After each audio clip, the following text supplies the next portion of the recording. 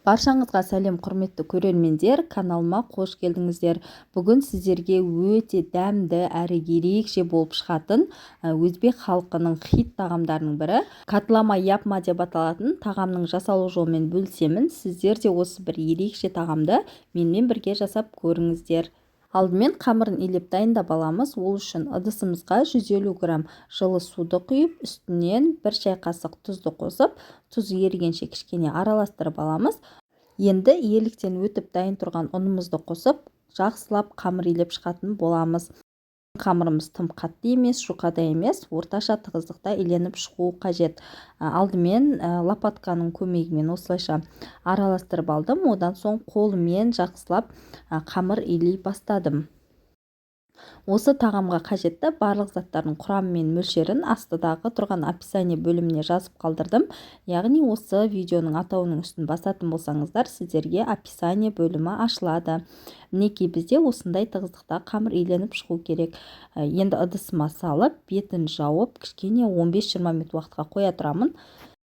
Осы арада мен еттерін турап дайындап алдым. Жылқының қара кесек етін, сонымен қатар бүйрек пен жүрегін ұсақтап турап қосатын боламын.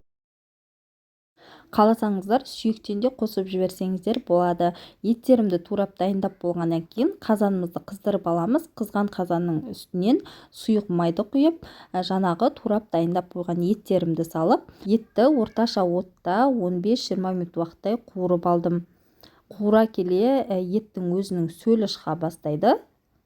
Осы кезде үстінен ұсақтап турап дайындап қойған пиязды қосып, оны да қуырып аламын.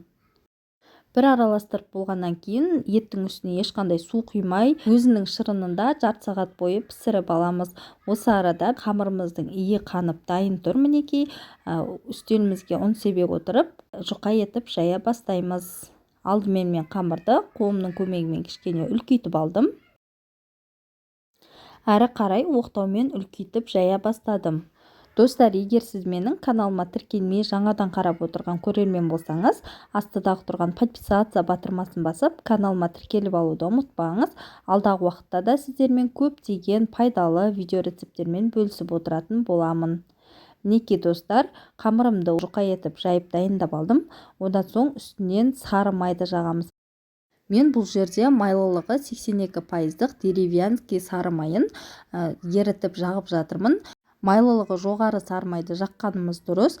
Маргарин жағуға кеңес бермеймін. Майды жағып болғаннан кейін 10-15 минут уақытқа май кішкене қатайғанша қалдырамыз. Үстінен көк пиязды барынша ұсақтап турап қосып, шетінен дәл қаттама жасаған тәрізді етіп орап шығамыз.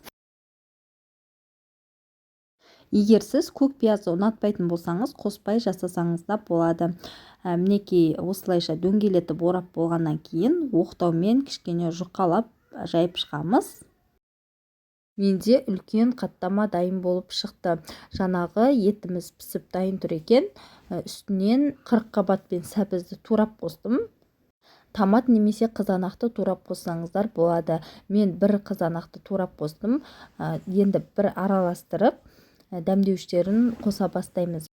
3 тісі чеснок, 2 дана лавр жапырағын қосып, бетін жауып, баяу отта 15 минут уақытқа қалдырдым. Үстінен картопты қосамыз. Мен картопты әдемі көріну үшін арнайы кескіш құралмен кесіп алдым. Қазанға картоптың барлығын салып, 1 шай қасық тұз қосып, тағы бір араластырып, үстінен жаңағы қаттаманы салатын боламыз.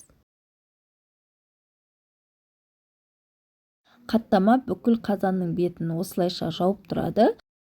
Тағамның буында өте әдемі болып пісіп шығады. Бетін жауып 30-35 минут уақытқа қалдырдым. Осы аралықта қаттама өте әдемі болып пісіп дайын тұрады. Бөлек алып, өзімізге жеуге ыңғайлы болатындай бірнеше бөліктерге бөліп шықтым. Қаттаманың арасы піспей немесе жабысып қалады деп ойламаңыздар. Өте жұмсақ әрі дәмді болып пісіп шығады. Қуырып алған салмасының үстінен әдемілеп қойып, ұсына берсеңіздер болады. Осы тағамның түрі барлығымызға өте қатты ұнады. Сіздер де осы рецептпен жасап көріңіздер. Сіздерге де ұнайтынына сенімдімін. Каналыма тіркеліп алуды ұмытпаңыз, алда талай рецепттер болады.